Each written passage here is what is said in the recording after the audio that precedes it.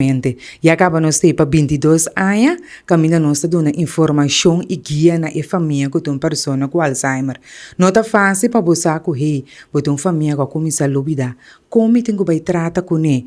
Como me aceitar a situação? O bebê ainda precisa paciência, mas onde me está paciência?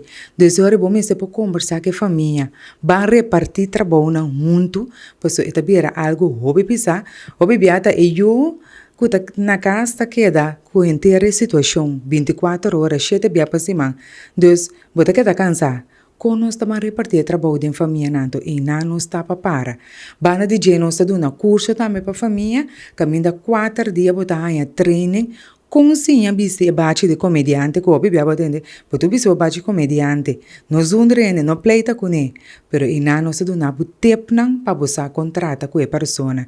Nós estamos a diferente atividade que a pessoa com Alzheimer e também cuidador com nós. Não da lubida riba que o bebê a perde toda a parte social, que não é não mais passar, também não caminha mais pessoa, e tem a pessoa que tem que dar aqui, nós está pondo que é momento, nós está pondo momento de desayuno, canto la mão, nós também queremos que não tem boto, tem bus, assim que não também pode sentir não bom, apesar de trabalho que não está bem com 24 horas.